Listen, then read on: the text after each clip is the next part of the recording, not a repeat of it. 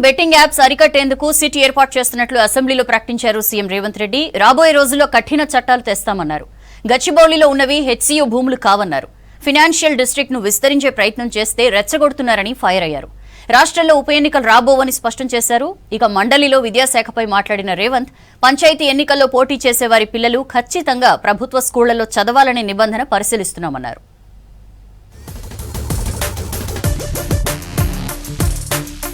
Online betting అడ్డుకట్టకు special investigation team ఏర్పాటు చేస్తున్నట్లు ప్రకటించారు ముఖ్యమంత్రి రేవంత్ రెడ్డి. శాసనసభలో మాట్లాడిన సీఎం నేరాలపై కఠినంగా ఉంటామన్నారు. లా అండ్ ఆర్డర్ విషయంలో రాజీ పడబోమని స్పష్టం చేశారు. వచ్చే అసెంబ్లీ సమావేశాల్లో కఠిన చట్టాలు తయారు చేస్తామన్నారు సీఎం. వీటిని నిర్వహించే వాళ్ళు, వీటిని ప్రమోట్ చేసే వాళ్ళు, చివరికి ఈ యాప్ల ద్వారా లబ్ధి పొందుతున్న వాళ్ళు, వీళ్ళందరినీ పూర్తి స్థాయిలో విచారించి కఠినమైన చర్యలు తీసుకున్నప్పుడే ఈ సమస్యకు పరిష్కారం దొరుకుతుంది అధ్యక్ష. అందుకే పూర్తి స్థాయిలో అన్ని అధికారాలు కట్టబెట్టే విధంగా ఒక స్పెషల్ ఇన్వెస్టిగేషన్ టీం ఏర్పాటు చేసి ఈ రాష్ట్ర ప్రభుత్వం వాళ్ళ మీద పూర్తి స్థాయిలో చర్యలు తీసుకోవాలని నిర్ణయం తీసుకున్నారు. హెచ్సీయూ భూముల వివాదంపై స్పందించారు రేవంత్. గచ్చిబౌలిలో ఉన్న 400 ఎకరాలు హెచ్సీయూ భూములు కావన్నారు. దాదాపు 25 ఏళ్ల క్రితం బిల్లీరావు అనే ప్రైవేటు వ్యక్తికి ఆయన సంస్థకు అప్పటి ప్రభుత్వం భూమిని కేటాయించిందని చెప్పారు.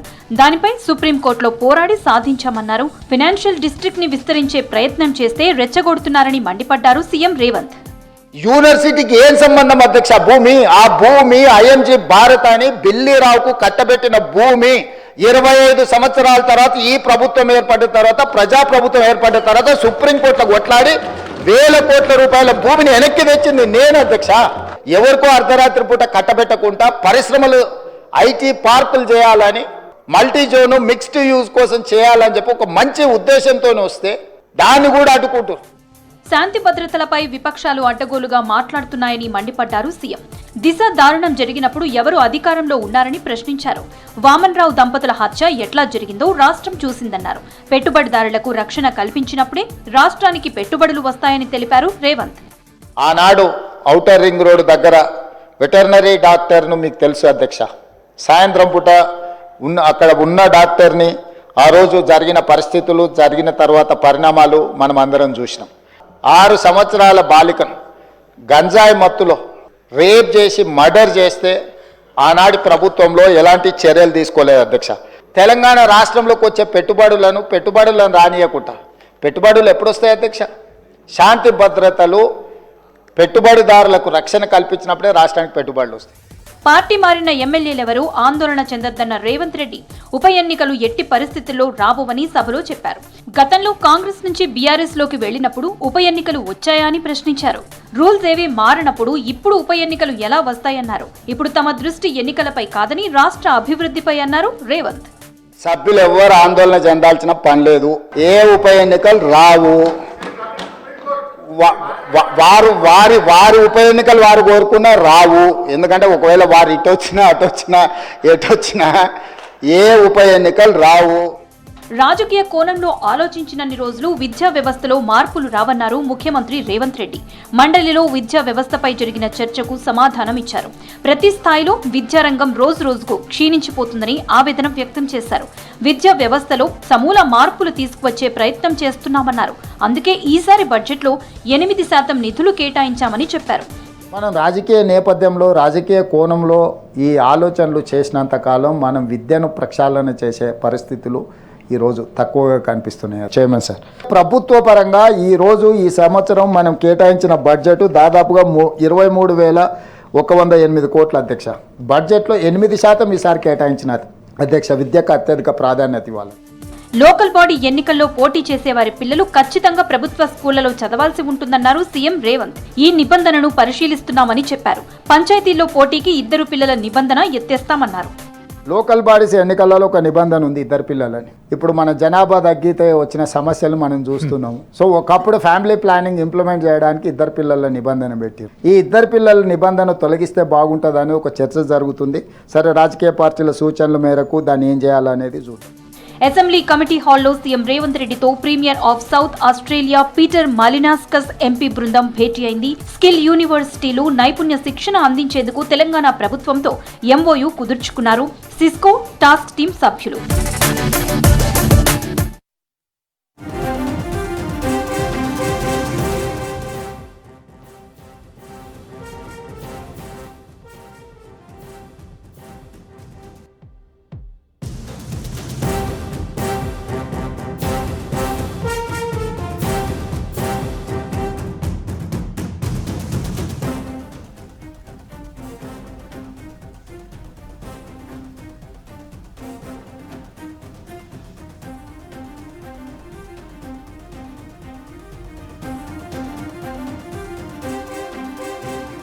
మేడిగడ్డపై విజిలెన్స్ రిపోర్ట్ వచ్చిందని ఎన్డీఎస్ఏ రిపోర్ట్ వారంలో వస్తుందన్నారు మంత్రి ఉత్తమ్. అసెంబ్లీలో ఇరిగేషన్, సివిల్ సప్లైస్ పై వివరణ ఇచ్చారు.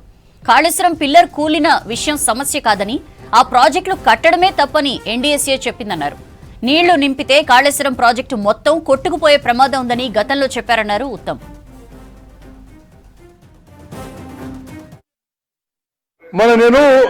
నేను ప్రతిపక్షంలో ఉండి కేసీఆర్ గారు, హరీష్ రావు గారు మాట్లాడితే అసలు ఏదో అద్భుతాలు సాధించుకుంటుంది నేను అనుకుంటున్నా. అసలు వాస్తవంగా లోపడిపోతే ఏం లేదు. మరి కృష్ణా నది జలాల షేరింగ్లో తెలంగాణ రాష్ట్రానికి పూర్తిగా గత 10 ఏళ్లుగా అన్యాయం జరిగింది అధ్యక్ష అని మనం చేస్తున్నా.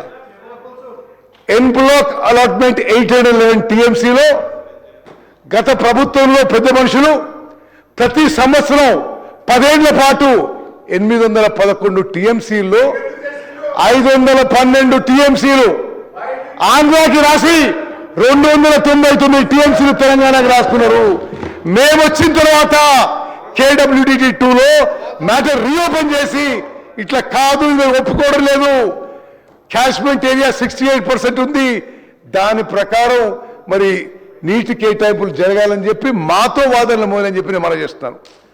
తుమ్మడి ఎత్తి నుంచి నీళ్లు లేవు అని ఒక కారణం, ఇంకేవో కారణాలు చూపెట్టి తుమ్మడి ఎత్తి నుంచి మేడిగడ్డ బ్యారేజ్ షిఫ్ట్ చేసి 38,000 కోట్లున్న ప్రాజెక్టు ఈరోజు 1,50,000 కోట్లు అవుతుంది. అధ్యక్ష తుమ్మడి ఎత్తి నుంచి మేడిగడ్డకి ఎందుకు షిఫ్ట్ చేసిండ్రో ఇప్పటికీ అర్థం కాదు. మీ వల్లనే ఇంత భారీ స్థాయిలో నష్టం జరిగింది. తప్పనిసరిగా మాట్లాడండి. 38,000 కోట్ల నుంచి 1,50,000 కోట్లకి ఖర్చు పెరిగింది. అదేవిధంగా రన్నింగ్ కాస్ట్ కూడా 10,000 కోట్లకు పోయింది. వీళ్ళు చెప్పిండ్రు సిడబ్ల్యూసి తుమ్మడి దగ్గర నీళ్ళు లేవు అని చెప్పిండ్రు. ఇది పచ్చి అబద్ధం. సిడబ్ల్యూసి మేము స్పెసిఫిక్ క్వెరీ చేస్తే లేదు, మేము ఏనాడు చెప్పలేదు నీళ్ళు లేదని చెప్పడం జరిగింది.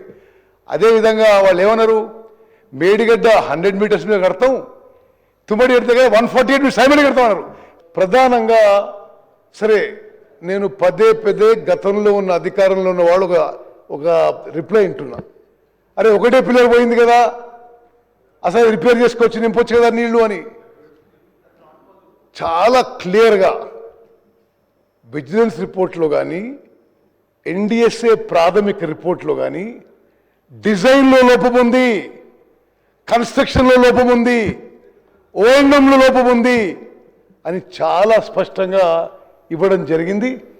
ప్రధానంగా అసలు ఫౌండేషన్ టెక్నాలజీయే, మరి డిపిఆర్లోనేమో షీట్ పైల్ ఫౌండేషన్ టెక్నాలజీ ఉంది, వాస్తవంగా వాడింది సీకెండ్ పైల్ ఫౌండేషన్ టెక్నాలజీ.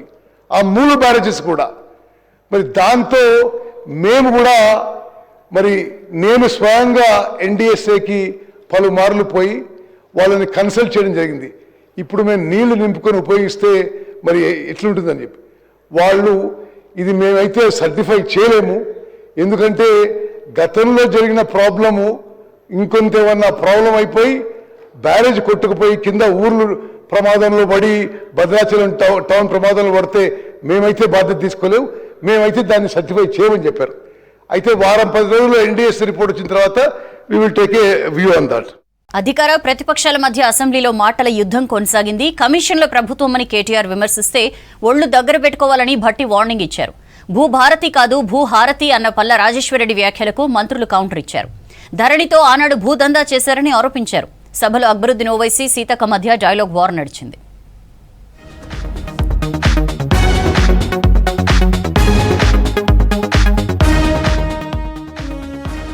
సవాళ్లు ప్రతి సవాళ్లు, కౌంటర్లు, రీకౌంటర్లతో తెలంగాణ శాసనసభ అట్టడుగింది. కమిషన్లపై సభలో బీఆర్ఎస్ అధికార పక్షం మధ్య మాటల యుద్ధం నడిచింది. ప్రభుత్వం 30% కమిషన్లు తీసుకుంటుందని మాజీ మంత్రి కేటీఆర్ ఆరోపించగా డిప్యూటీ సీఎం భట్టి తీవ్రస్థాయిలో ఫైర్ అయ్యారు. ఒళ్లు దగ్గర పెట్టుకుని మాట్లాడాలని హెచ్చరించారు. భట్టి వ్యాఖ్యలను నిరసిస్తూ బీఆర్ఎస్ ఆందోళనకు దిగింది. ఇప్పుడు మేము కూడా ప్రొవోక్ చేయాలనుకుంటే మేము కూడా మాట్లాడొచ్చు సార్. మేము కూడా చెప్పొచ్చు 30% కమిషన్ అని వాళ్ళ ఎమ్మెల్యేలు అంటున్నారు, 20% కమిషన్ అని సెక్రటేరియట్ లో ధర్నాలు అవుతున్నాయి. 30% పర్సెంటేజ్ తీసుకున్నారు, కమిషన్ తీసుకున్నారు అన్నమాట. ఎవరండి 40,000 కోట్ల రూపాయలు ఇక్కడ పనులు చేపించి బిల్లులు ఇవ్వకుండా రాష్ట్రం మీద 1,00,000 కోట్ల పైబడి అప్పులు చేసి మీరు పోతే I challenge KTR. Now you have to prove that what the statement what you made, otherwise you have to say opposite to this house. Dharani అంశంపై కూడా సభలో మాటల మంటలు లేచాయి. భూభారతి కాదు భూహారతి అన్న పల్లా రాజేశ్వరరెడ్డి మాటలను deputy CM Bhatti, revenue minister Ponguleti ఖండించారు. భూమిపై హక్కులు లేకుండా చేసిన దుర్మార్గపు చట్టం ధరణి అని అన్నారు. మేమొచ్చాక ధరణిని బంగాళాఖాతంలో వేశామన్నారు. తాము భూభారతిపైనే ఎన్నికలకు వెళ్తామన్నారు పొంగులేటి. 1,55,00,000 ఎకరాలకు సంబంధించిన 70 లక్షల మంది రైతులకు ఇవాళ మీరిచ్చే రైతు బీమా కానీ, రైతు భరోసా కానీ, లేకపోతే ప్రొక్యూర్మెంట్ కానీ మీరు వేసే డబ్బులు కూడా ఇందులో ఉండే డాటాతోని ఇదే ఎకరాలకు ఇదే భూమికి మనం వేస్తున్నాం అధ్యక్ష. కాదని చెప్పమని చెప్పండి. ఆక్యుపేషన్ లో ఉన్నటువంటి వాళ్ళందరూ రద్దు చేసి ఒక్క పట్టదారు కాలం పెట్టి 70 ఏళ్ళు వెనక్కున్నటువంటి జమీందారుని, భూస్వామిని, జాగీర్దారులు తీసుకొచ్చే పట్టదారు కాలంలో పెట్టి కొన్ని లక్షల మంది రైతులు భూమిపై ఉన్నటువంటి వాళ్ళకి అసలు ఆ కాలం ఎత్తేసి భూమిపై వాళ్ళకి ఎటువంటి హక్కు లేకుండా చేసినటువంటి ఒక దుర్మార్గమైన చట్టమే ధరణి చట్టం అధ్యక్ష. ప్రాణహిత చేవల ప్రాజెక్ట్ త్వరలోనే ప్రారంభిస్తామన్నారు మంత్రి ఉత్తమ్ కుమార్ రెడ్డి. తుమ్మిడిహట్టి దగ్గర ప్రాజెక్ట్ కడతామన్నారు. తక్కువ ఖర్చుతో ఎక్కువ ఆయకట్టుకు నీరందించే ప్రాజెక్టుకు మొదటి ప్రాధాన్యం ఇస్తామన్నారు ఉత్తమ్. ప్రాణహిత చేవెళ్ల ప్రాజెక్టు మా మేనిఫెస్టోలో ఉంది. We're committed to start the work as early as possible. Financial, technical, commercial analysis చేయిస్తున్నాం. మరి తుమ్మడిహట్టి దగ్గర బ్యారేజు, మరి దాని తర్వాత ఏ విధంగా పోవాలని చెప్పి వీఆర్ కమిటెడ్. తుమ్మడిహట్టి దగ్గర ఈ ప్రాణహిత చేవెళ్ల ప్రాజెక్ట్ పనులు కూడా అతి త్వరలో మేము మొదలు పెడతామని చెప్పి మనం చేస్తాం. సభలో అక్బరుద్దీన్ ఓవైసీకి మంత్రి సీతక్క స్ట్రాంగ్ కౌంటర్ ఇచ్చారు. 10 ఏళ్ల కోపాన్ని మాపై చూపడం కరెక్ట్ కాదన్నారు. ప్రభుత్వానికి విలువైన సూచనలు చేయాల్సింది పోయి విమర్శలు ఏమిటని ప్రశ్నించారు. గతంలో అక్రమ నిర్మాణాలు జరుగుతుంటే ఎందుకు నోరెత్తలేదన్నారు సీతక్క. ఊరికే విమర్శలు చేస్తే ఉపయోగం ఉండదన్నారు. सिर्फ नाम बदले हैं सर, काम तो वैसी है सर. सर पता नहीं सर, इतने promises कर दिए sir. I earlier also told कि there has to be some cap sir on the promises. Compare చేయండి, అప్పుడు ఇప్పుడు ఏముందో కంపేర్ చేయండి. కానీ మీరు 10 years వెయిట్ చేసారు, కానీ 10 months లో కూడా మాకు టైం ఇవ్వట్లేదు. కాబట్టి మీరు మాట్లాడింది ఒక్కసారి చూసుకోండి. మొత్తం వ్యవస్థ మొత్తం విధ్వంసం అయిపోయింది, ఏం లేదు అన్నట్టుగానే. ఏం లేకుంటే మనం ఇంత ప్రశాంతంగా ఎట్లా రోడ్ల మీద తిరగగలుగుతాం? గతంతో పోల్చితే రాష్ట్రంలో crime rate తగ్గిందన్నారు Sridhar Babu. Cyber నేరాలను అరికట్టడంలో పగడ్బందీ చర్యలు చేపట్టామన్నారు. 185 కోట్ల రూపాయలను రికవరీ చేసి బాధితులకు ఇచ్చామని చెప్పారు Sridhar Babu. Law and order కి సంబంధించి అనవసరంగా మరి గత ప్రభుత్వం లాగా ఈరోజు మేము పోకముందనే వారు ఏదైనా ప్రోగ్రాం పెడితే అరెస్ట్ చేసే కార్యక్రమం చేయకుండా స్వేచ్ఛగా ప్రభుత్వ ఫంక్షన్కు రావడానికి, నిరసనలను తెలియజేయడానికి మేము పూర్తి స్థాయిలో స్వేచ్ఛ ఇస్తా ఉన్నారు అధ్యక్ష. ఇష్టారాజ్యంగా అఫీషియల్గా అక్కడ ఉన్న స్థానిక ప్రజాప్రతినిధులు రికమెండ్ చేసిన వ్యక్తులను నేరుగా ఎప్పుడు జరగదు అధ్యక్ష, లెటర్ల ద్వారా ఐజీలకు పంపిస్తే వారిని ఆఫీసర్లను నియామకం చేయటం అనేక సందర్భాల్లో జరిగింది అధ్యక్ష. ఈరోజు మేము ఎవరు సార్ ఈరోజు ఆ విధంగా జరగటం జరిగింది అధ్యక్ష. న్యూ ఎనర్జీ పాలసీ తీసుకురావడంతోనే రాష్ట్రంలో పెట్టుబడులు పెరిగాయన్నారు డిప్యూటీ సీఎం భట్టి. సమగ్ర ప్రణాళికతోనే డిమాండ్కు తగినట్లు కరెంటు సరఫరా చేస్తున్నామన్నారు. 17,000 మెగావాట్ల పీక్ డిమాండ్ ఉన్నా అంతరాయం లేకుండా సరఫరా చేస్తున్నామన్నారు భట్టి. 2024-25 ఈ మార్చి నెలలో అధ్యక్ష 17,162 మెగావాట్ల పీక్ డిమాండ్కి ఈరోజు రాష్ట్రం చవిచూసింది అధ్యక్ష. మెగావాట్ల పవర్ పీక్ డిమాండ్ వస్తే కూడా ఎటువంటి ఇబ్బంది లేకుండా, ట్రిప్స్ లేకుండా, కట్ లేకుండా రాష్ట్ర వ్యాప్తంగా నిరంతరంగా పవర్ని మనం అందించగలిగాము అధ్యక్ష. 2017లో తెలంగాణ టుడే పేపర్ పెట్టారని, అప్పుడు ఆ పేపర్ టారిఫ్ 1,000 రూపాయలని చెప్పారు మంత్రి పొంగిలేటి శ్రీనివాసరెడ్డి. 2019 నాటికి టారిఫ్ 2,000కు పెంచుకున్నారని తెలిపారు. టీ న్యూస్ కు సెకండ్కు 3,000 టారిఫ్ పెట్టారన్నారు. జనం సొమ్ము ఎలా కొల్లగొట్టొచ్చో చూపించారని ఆరోపించారు పొంగిలేటి. ఒక అర్ధరాత్రి ఒక 4 వ్యక్తులు 4 గోడల మధ్య తీసుకున్న ఈ ధరణి చట్టం, ధరణి పోర్టల్ కానీ 2020 చట్ట ఫలితం ఎటువంటిదో దాంట్లో మీరు కూడా ప్రత్యక్షంగా అనుభవించారు అధ్యక్ష. వందలాది మంది మిత్రులు ఇచ్చిన సూచనల్ని ఈ పోర్టల్లో వారిచ్చిన సూచనలన్నిటినీ క్రోడీకరించి అద్భుతంగా భూభారత చట్టాన్ని తమర ముందు ఈ సభలో పెట్టడం జరిగింది అధ్యక్ష. మాట్లాడే అవకాశం ఇవ్వట్లేదని పలుసార్లు సభ నుంచి బీఆర్ఎస్ వాకౌట్ చేసింది. ఎంఐఎం నేతలకు ఎక్కువ అవకాశం ఇస్తున్నారని ఆరోపించారు హరీష్.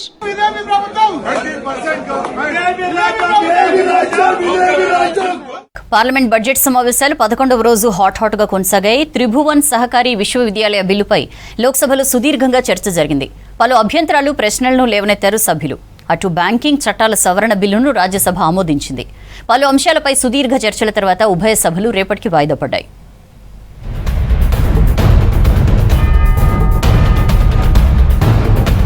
త్వరలో దేశమంతా ఆయుష్మాన్ భారత్ అమలవుతుందని లోక్సభలో తెలిపారు కేంద్ర మంత్రి అమిత్ షా. ఇటీవల ఢిల్లీలో కమలం అధికారంలోకి రావడంతో అక్కడ కూడా ఆయుష్మాన్ భారత్ వచ్చిందన్నారు. బెంగాల్ ఎన్నికల తరువాత అక్కడ కూడా ఆయుష్మాన్ భారత్ వస్తుందన్నారు అమిత్ షా. और मान्यवर उसकी दवाई का कोई व्यवस्था नहीं था. आज देश के हर गरीब को, दिल्ली में भी कमल खिल गया, दिल्ली बाकी था वहां पर भी आयुष्मान भारत आ गया. मान्यवर आज देश के हर गरीब को 5 लाख तक का खर्चे का चिंता नहीं करना. सिर्फ बंगाल बचा है दादा. ये चुनाव के बाद वहां पर भी कमल खिलेगा और वहां पर भी आयुष्मान भारत आ जाएगा. मान्यवर मैं नहीं बोल रहा था, ये बुलवाए. గేమింగ్, ఆన్లైన్ బెట్టింగ్ పై రాష్ట్రాలు చట్టాలు చేయొచ్చని లోక్సభలో స్పష్టం చేశారు కేంద్ర మంత్రి అశ్విని వైష్ణవ్. అవి రాష్ట్ర పరిధిలోని అంశాలన్నారు. వీటి కట్టడికి కేంద్రం కూడా చర్యలు తీసుకుంటుందని తెలిపారు. డీఎంకే ఎంపీ దయానిధి మారన్ అడిగిన ప్రశ్నకు బదులిచ్చారు Ashwini Vaishnav. The Constitution of India places the moral authority, the legal authority as per the 3 lists. Action can be, any law can be created is with the responsibility of the state government. In list 2, entry 34, please study the federal structure, honorable speaker sir. ప్రస్తుత ఆర్థిక సంవత్సరానికి ప్రధానమంత్రి మాతృవందన యోజనకు కేటాయింపులు తగ్గించడం correct కాదన్నారు Congress parliamentary chairperson Sonia Gandhi. జాతీయ ఆహార భద్రతా చట్టాన్ని సరిగ్గా అమలు చేయట్లేదన్నారు.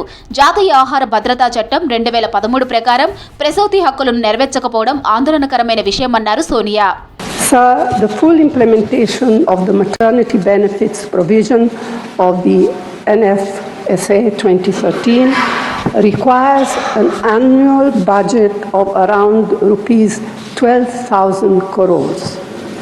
It is surprising that the budget documents do not contain information on allocations for the PMMBY separately.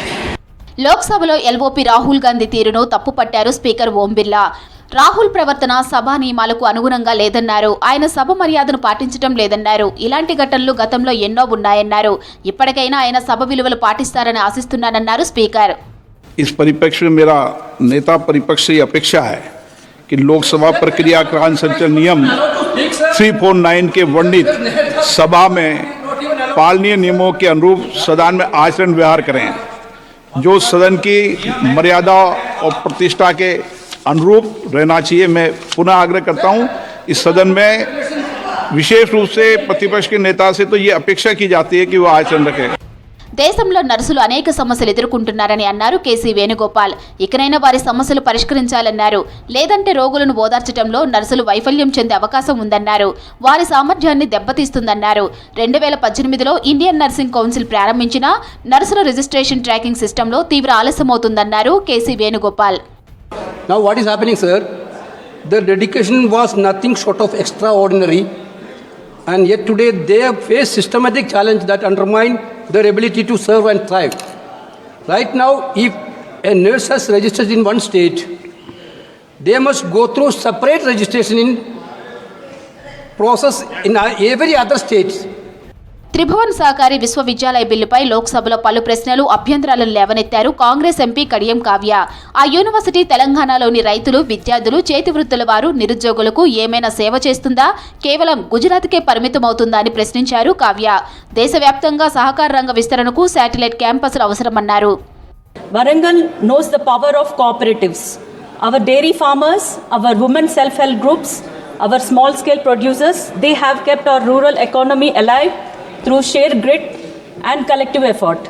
Will this university truly serve the farmers, students, artisans, unemployed youth of Telangana, or will it remain a distant dream confined to Gujarat's borders?